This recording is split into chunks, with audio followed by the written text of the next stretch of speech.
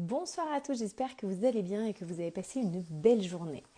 Ce soir, j'avais très envie de vous partager une de mes dernières pépites découvertes. Et donc, combien de fois vous avez gardé des choses, des papiers de formation, des livres, peu importe, en disant je les lirai plus tard, et que finalement, 10 ans après, vous n'y avez toujours pas touché, vous ne les avez toujours pas ouverts. Ou combien de fois on garde des dossiers téléchargés dans notre ordinateur, des mails qu'on n'a jamais réouverts. Combien de fois on pense à des trucs que finalement on n'utilise jamais. Ben moi, j'avais plein de trucs. Salut Drainmoon, bienvenue.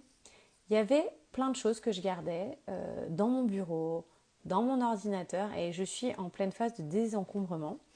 Et je vais vous expliquer comment j'en suis arrivée là. C'est-à-dire qu'avant, effectivement, j'avais tendance à garder, par exemple, j'avais toutes mes notes de l'école de psychomote, toutes mes notes de l'école de psycho, toutes les formations que j'ai pu faire de développement personnel ou je téléchargeais tous les documents, machin et tout.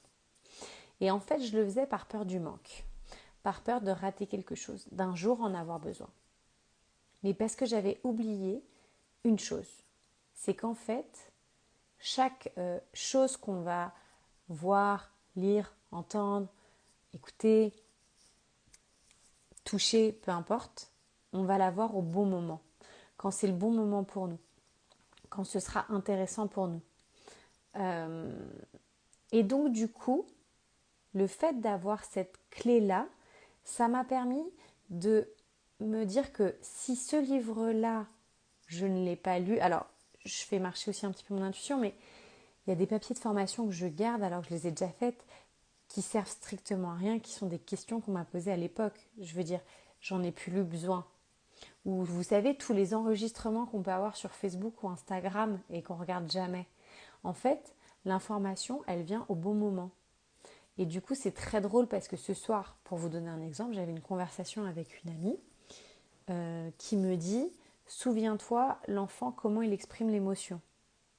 Et ce matin, par le plus grand des hasards, j'ai écouté un podcast qui était important pour moi, où justement, la personne parlait de comment l'enfant y vit l'émotion. C'est bien la preuve que l'information, elle est venue au moment où j'en avais besoin, par rapport à ce que moi j'avais à vivre ou à comprendre.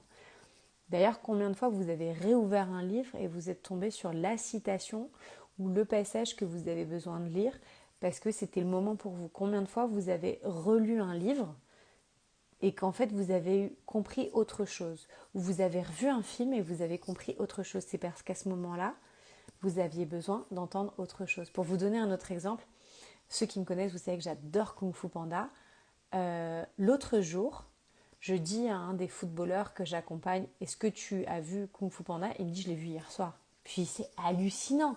Quelle est la probabilité qu'un footballeur voit le film dont je vais lui parler le lendemain? C'est incroyable.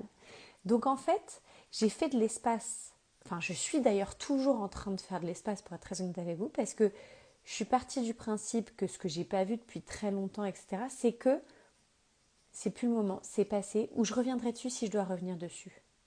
Mais quoi qu'il arrive, l'information arrivera à moi quand j'en aurai besoin. Donc, garder quelque chose qui va prendre de la place dans mon bureau physique, dans mon ordinateur, ou même dans ma tête, j'ai envie de vous dire, ben c'est peut-être juste le moment de changer ça et de se dire, ok, je crée de l'espace pour que de nouvelles choses puissent venir. Et du coup, eh ben, j'ai même de l'espace pour des nouvelles choses alors que j'aurais pas cru écouter des formations dans la voiture, écouter des podcasts, mais parce que j'ai créé de l'espace aussi là-haut dans ma tête et parce que j'ai aussi créé de l'espace sur mon téléphone, sur l'ordinateur, etc. Par exemple, ma grosse réflexion, c'est est-ce que ça a un sens de garder mes stories Instagram?